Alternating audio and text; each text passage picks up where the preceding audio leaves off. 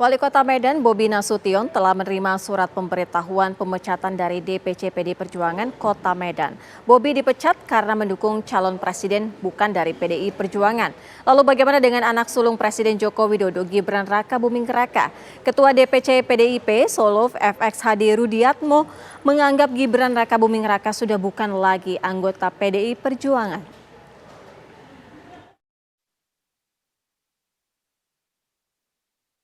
Menantu Presiden Joko Widodo yang juga Wali Kota Medan, Bobi Nasution, resmi dicabut keanggotaannya dari DPC PDIP Kota Medan. DPC PDI Perjuangan Kota Medan telah mengeluarkan surat tanggal 10 November lalu. Dalam suratnya, Bobi disebut melakukan pelanggaran kode etik dan disiplin anggota partai, sehingga ia tidak lagi memenuhi syarat sebagai anggota PDI Perjuangan. Sementara itu, Bobi membenarkan telah menerima surat dari DPC PDI Perjuangan Kota Medan dan mengucapkan terima kasih kepada PDIP yang telah mendukungnya dalam pembangunan Kota Medan. Pokoknya suratnya baru saya terima tadi malam, saya sudah terima suratnya tadi malam. Isi suratnya. Ya, tanggapannya terhadap surat itu seperti apa, Pak? Tanggapannya, ya. Tentunya terima kasih kepada PDI Perjuangan yang sampai dengan hari ini juga mensupport saya di pemerintahan Kota Medan, yang mudah-mudahan ke depannya terus mensupport untuk masyarakat, untuk kepentingan masyarakat, kepentingan yang lebih besar daripada kepentingan yang masing-masing.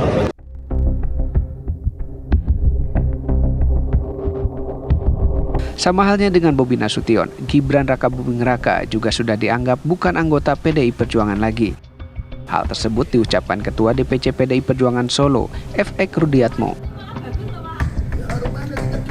Rudi sengaja tidak mengeluarkan surat pemecatan seperti DPC PDIP Kota Medan terhadap Bobi Nasution karena lebih memilih persahabatan. Meski sudah dianggap bukan anggota PDI Perjuangan lagi, hingga saat ini Gibran Raka Buming Raka belum mengembalikan kartu tanda anggota PDI Perjuangan. Karena datang tanpa muka ya, pulang tanpa punggung itu sebetulnya kalau mau mengakui jujur itu sudah yang paling santun lah saya sampaikan. Dan dengan surat, kalau sudah tidak ditanggapi suratnya ya sudah tutup buku, artinya sudah bukan anggota PDI Perjuangan lagi gitu loh. Kok PDI Solo nggak mengeluarkan surat pemecatan Pak seperti PDI Medan? Oh beda, kalau di Solo dengan Medan.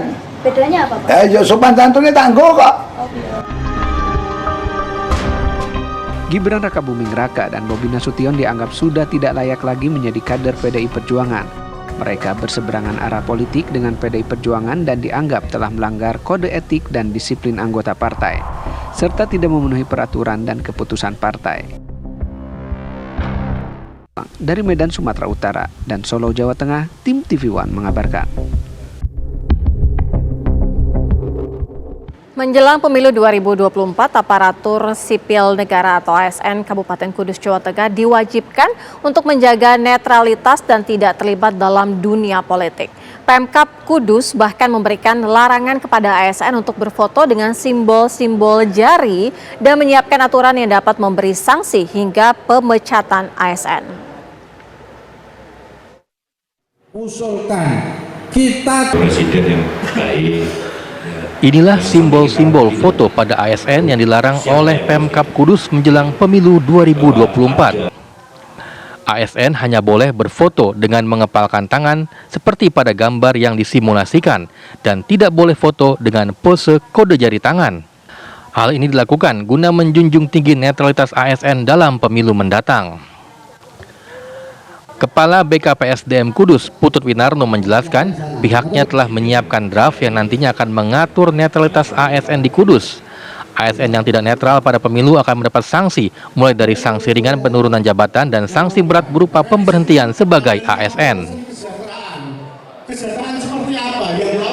Judi ini kami ajukan untuk surat edarannya ke masing-masing OPD agar dapat mengawasi staf ASN-nya untuk para pimpinan OPD Jadi sudah jelas juga di dalam PP 94 itu sanksi-sanksinya. Selain sanksi kode etik, juga akan ada sanksi tentang disiplin. Itu dari sanksi sedang sampai ke sanksi berat. Untuk menjaga netralitas, Pemkab Kudus juga bekerjasama dengan Bawaslu Kudus. ASN dilarang mengunggah maupun membagikan berita ataupun gambar yang berhubungan dengan kampanye. Dari Kudus, Jawa Tengah, Galih Manunggal, TV One mengabarkan. Pusat Studi Sosiologi dan Pengembangan Masyarakat di Universitas Trunojoyo, Madura, Jawa Timur melakukan survei internal terhadap 3 pasangan calon presiden dan calon wakil presiden. Hasilnya, pasangan Prabowo Gibran unggul dalam survei internal mahasiswa tersebut.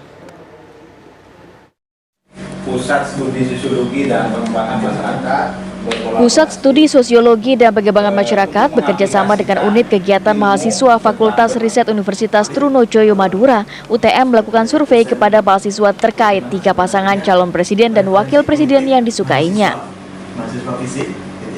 Survei dilakukan kepada mahasiswa di Fakultas Ilmu Sosial dan Ilmu Budaya yang terdiri dari jurusan Sosiologi, Sastra Inggris, Ilmu Komunikasi, dan Psikologi. Ternyata Mahfud MD dari Madura.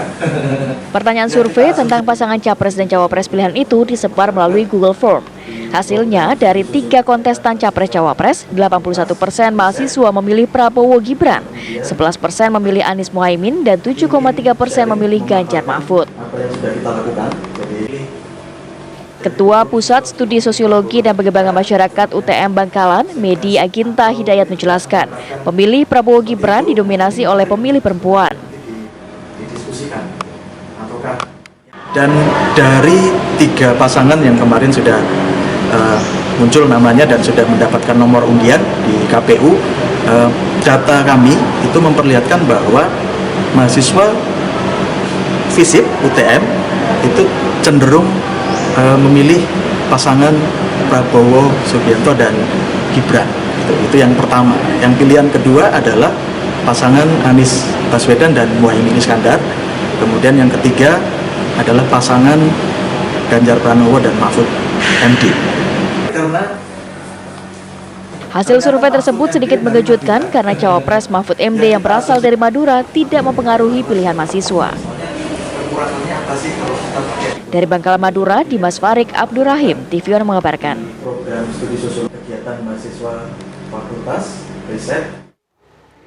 Tim pemenangan 3 kandidat Capres-Cawapres mulai adu kuat memenangkan kandidat mereka masing-masing. Lalu seperti apa ya strategi mereka? Sesaatnya akan kami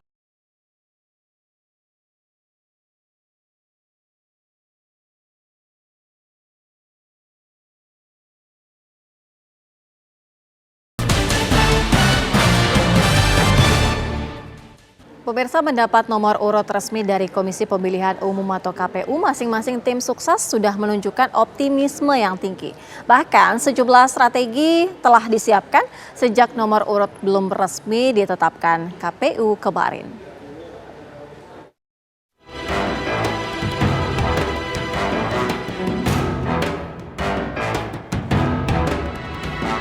Setelah penetapan nomor urut bagi masing-masing pasangan calon, presiden dan calon wakil presiden, tim sukses dan pemenangan mulai menyiapkan strategi. Bahkan, tim kampanye nasional Prabowo Gibran kemarin telah menyiapkan kaos bernomor urut 2, sejak sebelum pengundian di Komisi Pemilihan Umum tadi malam. Ini gimana Mbak? Sudah disiapkan dari tim pemenangan atau sebetulnya bagaimana? Semua nomor sebenarnya kita siapkan. Karena kita pokoknya siap untuk semua nomor, nggak penting nomornya apa, yang penting menang nantinya. Ya, kita memprediksi semua nomor udah kita prediksi. Tapi nomor 1, prediksi terbaik. Kenapa? Karena ada witir. Dan 1 ini melambangkan keindahan semua pilihan. Tapi menurut saya nomor 3 memang yang paling cocok buat Pak Ganjar. Jadi memang Pak Ganjar sendiri adalah kader PDI Perjuangan, begitu juga saya. Jadi nomor 3 ini beberapa kali selalu kita dapatkan gitu. Selain digunakan di kertas suara pada saat pencoblosan, nomor urut masing-masing pasangan nantinya akan disosialisasikan tim sukses masing-masing pasangan. Tim TV One mengabarkan.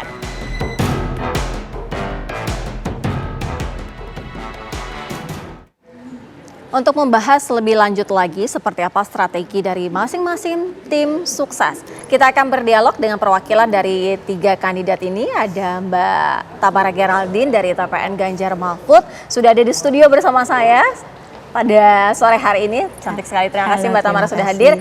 Kemudian juga dari Dede Prayudi, yaitu TKN Prabowo Gibran yang sudah terhubung langsung dari luar studio. Mas Dede, atau biasa dipanggil Mas Uki ya? Selamat siang. Ya, selamat siang. Terima kasih sudah diundang. Baik, kita juga nanti akan menghubungi Bapak Sudirman. Biasa dipanggil Mas Said, Uki, ya? Mas Dede, silakan. Oke, baik. Saya mau ke Mbak Tamara dulu ya. Mbak Tamara, bagaimana nih respon dari TKN sendiri ketika akhirnya sudah mendapatkan nomor urut sesuai dengan ekspektasi tidak? Dari TPN ya. Kita mengucap syukur dulu ya. Pertama dengan nomor 3 itu kan sebenarnya kita percaya itu adalah arahan kalau di Pancasila itu tentang persatuan. Jadi memang kita sepakat bahwa untuk tahun politik yang katanya banyak drama, mendung, dansa-dansa politik, kita tuh butuh satu unity dulu. Satu persatuan sebagai bangsa dan negara yang untuk punya hati yang sama-sama satu, bersih untuk memilih yang terbaik bagi negara yang tercinta ini. Jadi waktu kita bicara itu sebenarnya sebelum kita ngomong strategi, kita mesti siapin dulu ya, siapa sih kandidatnya ini. Kita pasti punya karakter, kita punya dedikasi, kita juga punya spirit, sama sebelum kita bicara soal strategi, kita juga ada satu komponen yang namanya apresiasi. Nah, kalau kami di tim Ganjar dan Mahfud gitu ya, sebagai tokoh yang kami tuh setia pada perjuangan awalnya gitu ya, 4 pilar yang kami junjung ya, ada Pancasila, Bhinneka Tunggal Ika, bahkan sampai NKRI yang buat kami itu harga mati. Di situ kami sepakat untuk terus tegak lurus dan mengapresiasi dari pendahulu yang sudah membangun negeri ini gitu. Dari situ baru kami bisa lakukan strategi-strategi yang hari ini bisa jadi nyata, real dan konkret buat semuanya, kebaikan buat negara secara keseluruhan. Mbak Tamara, tapi artinya strategi ini sudah ditentukan jauh-jauh hari sebelum adanya nomor urut? Ya, strategi kami itu kan memang ada 3 ya. Kita itu strateginya pembangunan itu dirancang secara utuh. Kita ada strategi itu kita berdaulat di dalam politik, berdikari di ekonomi, dan juga kita berkepribadian dalam kebudayaan. Dari situ baru kita bisa tarik kan real dan konkretnya programnya seperti apa gitu. Hari ini kita berhadapan dengan mendung politik. Kalau kita hanya pikir mendung politik itu buat mereka-mereka yang bersinggungan langsung, orang-orang yang ada di birokrasi gitu. Ibu-ibu pasti sampai hari ini itu nggak ngerasa bahwa mereka adalah bagian dari mendung politik. Oke, kita sekarang ini kalau tadi udah dari nomor urut 3 ya, kita ke nomor urut 2 dulu nih. Mas Uki, kalau sejauh ini dari susunan strategi yang sudah disiapkan, artinya akan seperti apa fokusnya? Ya, kita fokus kepada dua cara berpolitik. Cara yang pertama adalah politik edukatif, ya, yaitu dengan menyebarluaskan kebaikan-kebaikan yang termaktub di dalam visi misi Prabowo Gibran, itu yang pertama. Lalu yang kedua adalah politik persatuan, politik yang merangkul, politik yang tidak menyerang, politik yang tidak memfitnah, politik yang tidak menyakiti hati dari para kompetitor maupun para pendukungnya. Kurang lebih sebenarnya kalau strategi kami sesederhana itu, Mbak. Iya, Mas Uki, sudah diperhitungkan juga tidak dari peta kekuatan baik itu wilayah, kemudian juga generasi gitu ya. Kalau misalnya dari Prabowo Gibran ini kan kayak mewakili 2 generasi yang berbeda gitu. Iya, betul. Jadi kayak begini, sejak awal ya Pak Prabowo itu sudah mengatakan bahwa kini adalah saatnya anak muda. Namun di sini orang tua masih dibutuhkan sebagai jembatan. Pak Prabowo bersedia untuk menjadi jembatan. Pak Prabowo bersedia untuk diinjak agar kemudian bisa mengantarkan anak-anak muda tersebut untuk menentukan sendiri masa depannya. Nah, inilah yang kami sebut dengan politik regenerasi ya, yang direpresentasikan oleh Pak Prabowo dan Mas Gibran ya, apabila dirata-ratakan usia mereka itu paling muda. Tapi intinya adalah Pak Prabowo ingin mengantarkan anak-anak muda ini supaya mendapatkan posisi di mana mereka dapat menentukan sendiri masa depannya ya, mereka dapat membuat sendiri kebijakan publik dan lain-lain. Oke, kalau Mbak Tamara sendiri dari tim sukses Ganjar Mahfud ini juga melihat tidak sosok-sosok pemilih pemula ini kan akan melakukan pemilihan pada tahun ini begitu ya. Nah artinya itu juga menjadi incaran di mana menjadi salah satu strategi? Itu jelas. Kita nggak bisa pungkirin bahwa bonus demografi itu kan akan terjadi. Tapi kita juga nggak boleh lupakan ya bahwa harus ada mereka yang berada generasi satu di atasnya itu yang matang dan punya wisdomnya. Karena yang kita turunkan adalah legacy. Kalau anak muda sekarang itu kita biarin aja tanpa ada orang yang mampu mengontrol dan punya legacy, ini kan akan jadi mudarat gitu. Anak-anak muda yang sekarang itu punya kemampuan gitu ya, punya kompetensi, punya kualifikasi, itu harus ada yang memiliki drive-nya. Karena kalau enggak, kita nanti akan liar. Gitu. Nah, anak-anak muda juga kita akan sediakan infrastrukturnya, spirit yang dibagi itu sebenarnya kita nggak tutup untuk anak muda. Tapi maksudnya anak muda di sini juga harus mengerti bahwa pintu itu dibukakan itu bukan karena fasilitas berdasarkan pemilikan kekuasaan gitu. Jadi itulah legacy yang sebetulnya harus diberitahu kepada anak-anak muda gitu. Pintu akan dibukakan. Tapi itu juga sesuai dengan kompetensi dari masing-masing gitu. Itu spirit yang sebetulnya berusaha kita bagikan. Saya kalau saya jadi ibu aja nih ya gitu ya. Kalau saya nggak hati-hati nih ya, anak saya hari ini bisa berdoa nih di rumah. Ya Tuhan jadikan ibu saya presiden. Soalnya nanti kalau saya jadi presiden, wah ibu saya jadi presiden, saya pasti bisa ini, bisa ini. Nah itu harus kita cut dari sekarang. Kenapa harus di-cut? Harus di-cut karena apa? Anak saya kalau dia memang pengen jadi menteri, dia harus memperlengkapi dan menajamkan dirinya hari ini supaya dia itu layak untuk menjadi Ini nih menteri. maksudnya agak-agak sedikit mengarah ke lawan? Saya nggak mengarah ke lawan, maksudnya itulah yang dijadikan strategi politik kami gitu dalam hal yang pertama kan yang tadi saya bilang kita berdaulat. Harus ada kompetensi. Betul, begitu. kita kan harus berdaulat dalam politik. Jadi ketika berpolitik anak-anak itu juga harus diberikan bekal gitu hari ini gitu, harus berdaulat mereka. Gitu. Oke, baik harus ada bekalnya. Kita nggak cuma gara-gara muda gitu. Oke, jangan cuma muda tapi ada prestasinya gitu ya. Iya. Oke, nanti kita akan bahas lagi. Kita juga akan masih mencoba menghubungi dari Timnas Anies Caimin ya, usai jeda.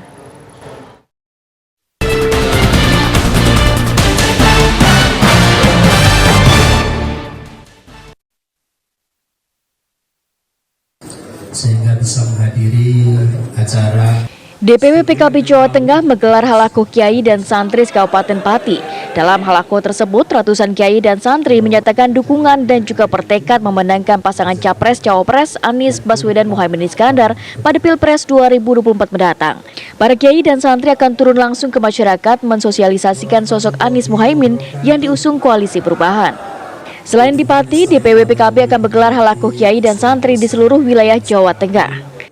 teman-teman dari fraksi Partai Kebangkitan Bangsa dengan rawuh wonten ing Ratusan kader Partai Gerindra di Kabupaten Pati, Jawa Tengah juga menggelar konsolidasi untuk memenangkan Prabowo Subianto Gibran Raka Buming Raka menjadi Presiden dan Wakil Presiden pada Pilpres 2024. Dalam acara tersebut, mereka bertekad untuk memenangkan Prabowo Gibran di wilayah Pati yang selama ini dikenal sebagai basis dari pendukung Ganjar.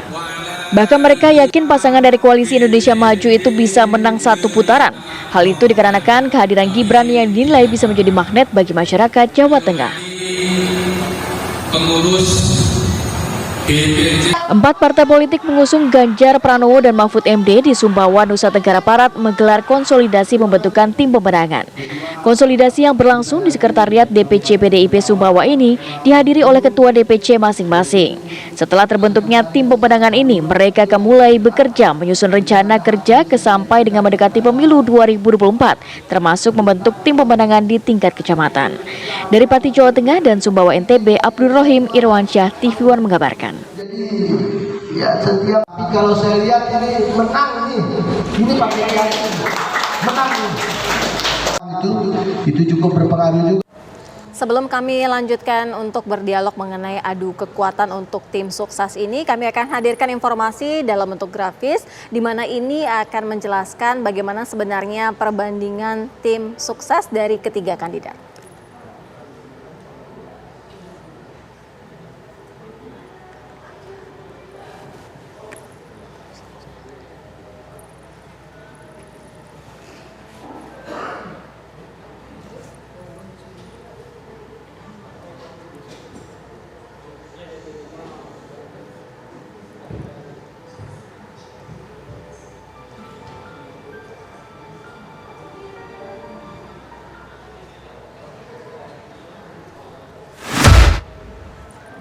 Iya, saya akan mengajak Anda kembali untuk berdialog. Saya ingin ke Mas Uki. Mas Uki, kalau dari perbandingan jumlah tim sukses ini kan dari Prabowo Gibran ini lumayan banyak ya anggotanya.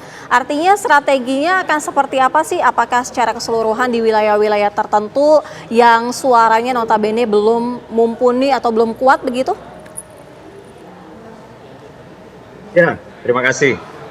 Pertama-tama kami ini besar ya secara kuantitas jumlah itu tidak bisa kami hindari karena memang tingginya ya dukungan kepada Pak Prabowo baik itu di level partai politik maupun di level masyarakat. Jadi tim sukses Pak Prabowo Gibran itu tidak hanya di partai politik saja ya, komposisinya. Itu yang pertama. Lalu yang kedua juga memang kami juga tidak bisa membendung tingginya antusiasme komponen masyarakat untuk ikut berkontribusi memenangkan Pak Prabowo Gibran. Apalagi Pak Prabowo Gibran ini kan adalah perkawinan dua kekuatan politik yang besar ya, yaitu Pak Prabowo sendiri ya yang sudah berkontestasi sejak beberapa periode yang lalu juga Mas Gibran di sini yang merupakan simbol politik untuk Pak Jokowi, sehingga besarnya tim ini ya dapat dijelaskan dengan tingginya antusiasme masyarakat. Nah, terkait dengan strategi pemenangan di masing-masing daerah ya tentu itu sudah ada ya, dan saya tidak bisa membeberkan ini secara keseluruhan karena memang strategi ini banyak yang bersifat rahasia. Namun iya betul bahwa memang ada beberapa strategi khusus ya yang kami canangkan ya dan akan kami implementasikan, beberapa bahkan sudah dimulai untuk diimplementasikan, yaitu di daerah-daerah tertentu yang selama ini memang menjadi kelemahan ya dari Pak Prabowo yang kini sudah dilengkapi dengan hadirnya Mas Gibran, yaitu untuk mendampingi Pak Prabowo menjadi RI 2. Kurang lebih seperti itu, Mbak. Ya, Mas Uki, kalau berbicara mengenai kelemahan, apa sih yang paling disoroti dari tim sukses nomor 2 ini?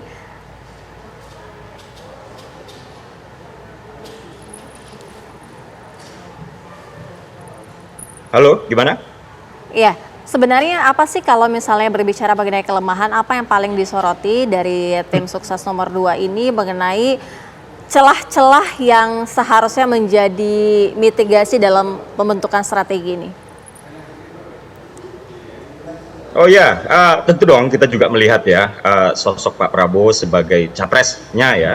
Kita melihat tren historisnya ya di 2019 di mana-mana saja yang menjadi kelemahan-kelemahan Pak Prabowo ya, di mana-mana saja yang menjadi kekuatan-kekuatan Pak Prabowo ya, yang dimana kemudian kami harapkan kelemahan-kelemahan tersebut dapat ditutupi dengan hadirnya sosok Mas Gibran gitu. Nah, saya ambil contoh saja misalnya Mas Gibran sendiri kan dari Solo, Jawa Tengah gitu ya.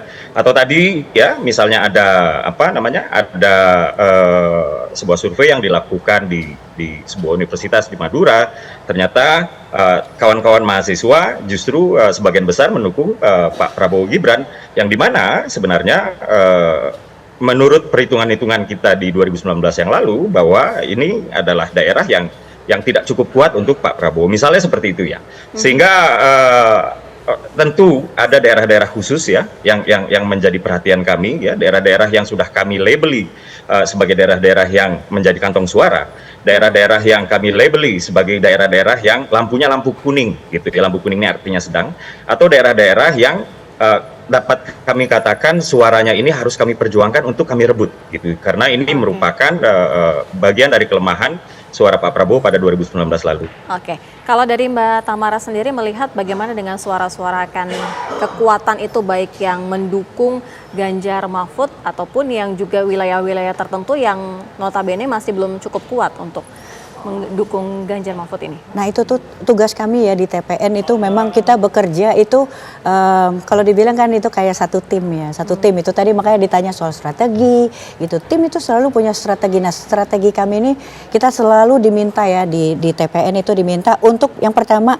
kita kasih tahu dulu sekali lagi, setiap hari itu kita mesti bangun ya. Di sini itu harus ada bahwa segala jenis dedikasi yang kami perjuangkan hari ini itu sepenuhnya itu memang ditujukan untuk rakyat. Karena selalu nafas perjuangannya adalah tuanku rakyat. Ya, ada keberpihakan pada rakyat yang berlandaskan dari latar belakangnya itu apa? Apresiasi yang tinggi dari pendahulu kami. Segala kemajuan yang hari ini nggak bisa kita tutup mata itu terjadi di belakang. Nah itu baru kami bisa tentukan strategi yang tadi dibilang. Nah kendalanya itu apa? Kami tuh terbiasa kalau misalnya kayak di tim sepak bola ya, karena saya kan dulu pembuat acara tim sepak bola. Itu kita tuh selalu nggak bisa gini. Itu ada visi misi yang itu nggak bergerak. Dari sebelum ditentukan kemarin nomor urut, kita itu udah punya visi.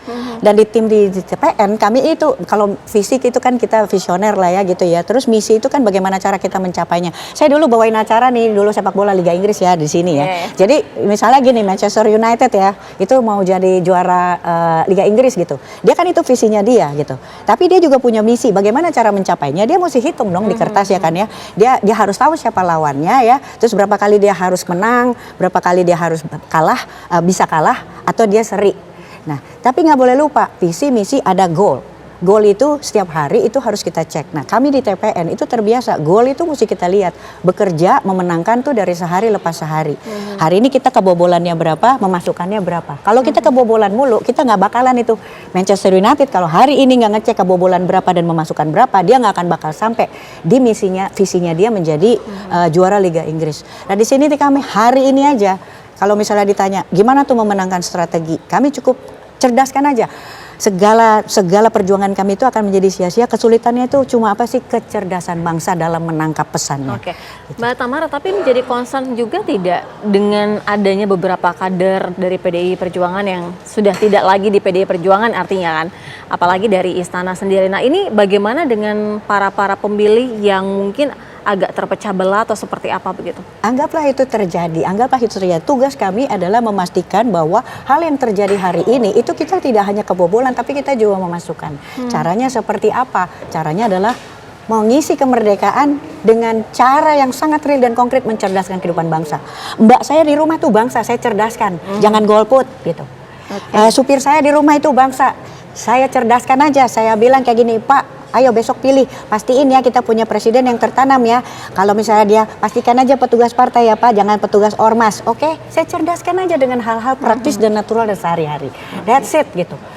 Itu kita bisa ngecek. Kalau saya hari ini sebagai tim TPN gitu, saya lebih banyak kebobolan daripada memasukkan. Kami nggak akan sampai tuh di visi kami tentang pemenangan. Oke, kita tanya ke Mas Uki. Mas Uki, kalau misalnya dari Mas Uki sendiri, ini strateginya akan seperti apa nih ke depannya yang paling menjadi concern? Iya, pertama-tama saya ingin disclaimer dulu bahwa saya juga penggemar Manchester United, Mbak Tamara, penggemar Liga Inggris. Itu aja disclaimernya. Dan saya mengenal Mbak Tamara ini sebenarnya gara-gara nonton Liga Inggris saya zaman dulu ya.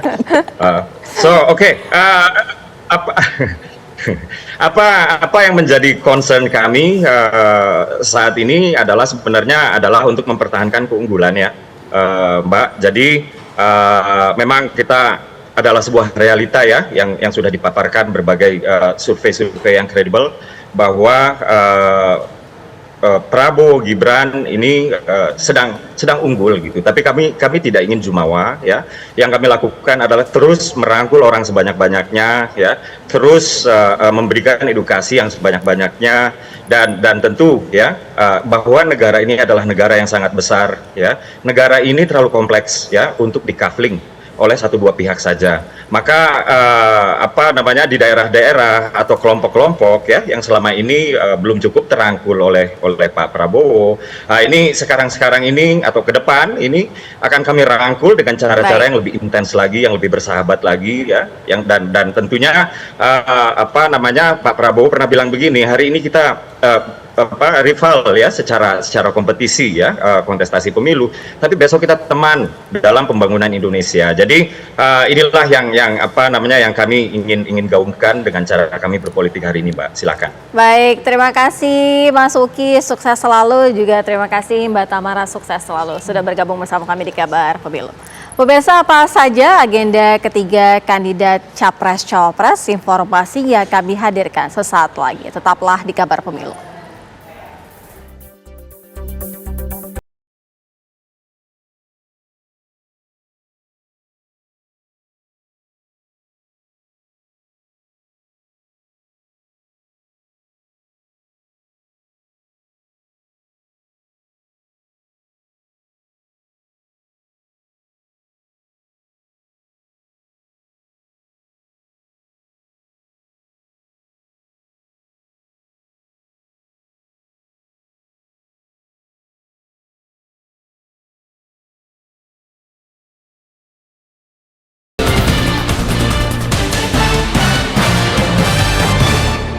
Pemirsa, Cawapres nomor urut 1 Muhaimin Iskandar melakukan sidak ke Pasar Grogolan, Kota Pekalongan, Jawa Tengah. Dalam rangkaian kegiatannya di Pekalongan dan Batang, Jawa Tengah, Caimin menyempatkan diri menemui pedagang Pasar Grogolan di Kota Pekalongan. Di lokasi ini, Caimin mendengar keluhan dari para pedagang tentang harga beberapa kebutuhan bahan pokok yang masih relatif tinggi. Di hadapan Caimin, para pedagang mengeluhkan suplai barang yang tidak terpenuhi dengan baik sehingga berpengaruh terhadap kenaikan harga. Pasangan dari Capres Anies Baswedan itu juga membeli beberapa komoditi, salah satunya gula merah yang dijual seharga Rp45.000 per kilogram.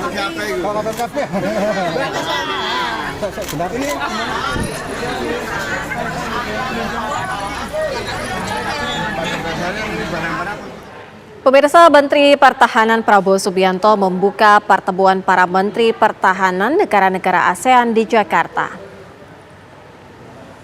Dalam pertemuan ini, Prabowo menyinggung konflik kemanusiaan di Gaza, Palestina. Ia menegaskan sikap pemerintah Indonesia konsisten mendukung kemerdekaan Palestina. Prabowo juga mendesak agar tragedi kemanusiaan di Gaza segera dihentikan, serta mendorong jalur aman untuk penyaluran bantuan kemanusiaan. Pertemuan Menhan ASEAN atau ASEAN Defense Ministers Meeting ke-17 dibuka di Jakarta hari Rabu 15 November kemarin. Selain Menhan negara-negara ASEAN, Menhan sejumlah negara sahabat selain anggota ASEAN juga menghadiri pertemuan ini.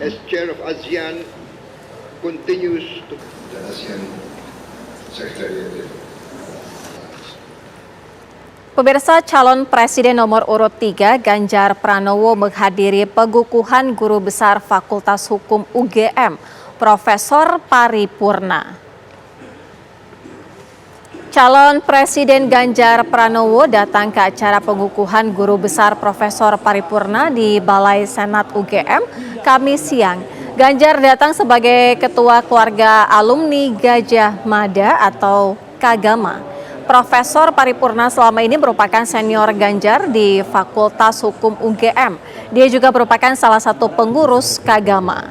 Selain di UGM, Ganjar juga dijadwalkan menghadiri deklarasi tim pemenangan Ganjar Mahfud Daerah Istimewa Yogyakarta.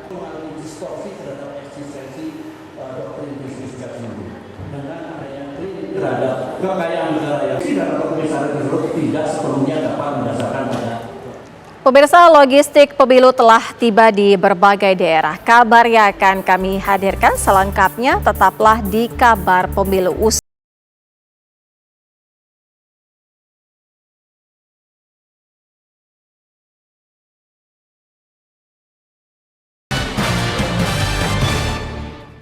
Pemirsa, Komisi Independen Pemilihan atau KIP Aceh Barat Daya kembali menerima kiriman logistik pemilu 2024.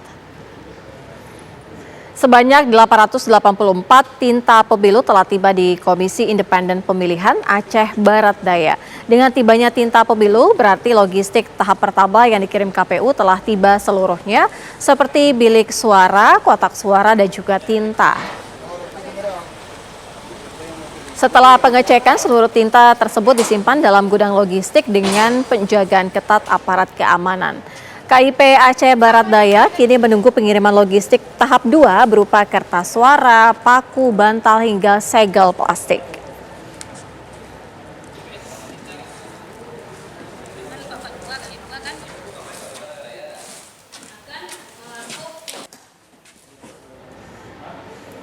Komisi Pemilihan Umum atau KPU Daerah Kota Pekanbaru bersama Bawaslu Kota Pekanbaru menggelar sosialisasi pemilu 2024 di Sekolah Luar Biasa atau SLB Negeri Pembina Pekanbaru. Sosialisasi digelar karena terdapat 69 siswa yang telah berusia di atas 17 tahun saat pemilu 2024 mendatang atau pemilih pemula.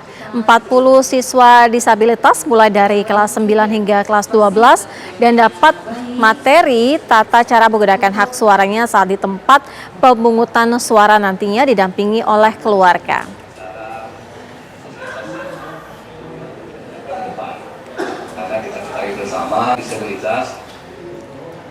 Komisi Pemilihan Umum atau KPU Kabupaten Pandeglang, Banten telah menerima distribusi logistik yang nantinya akan disebar untuk ribuan TPS pada pemilu tahun 2024 mendatang. 15.036 bilik suara yang dikirim langsung menggunakan 1 truk kecil dan 2 truk kontainer. Logistik berupa bilik suara untuk kebutuhan pemilu 2024 ini disimpan dalam gudang di Jalan Raya AMD Lintas Timur, Kecamatan Majasari, Kabupaten Pandeglang, Banten. Belum dapat dipastikan ribuan bilik suara tersebut apakah sesuai atau tidak dengan yang diusulkan. Sementara itu, jumlah tempat pemungutan suara atau TPS di Kabupaten Pandeglang sebanyak 3.759 dan setiap TPS akan diisi sebanyak 3 bilik suara.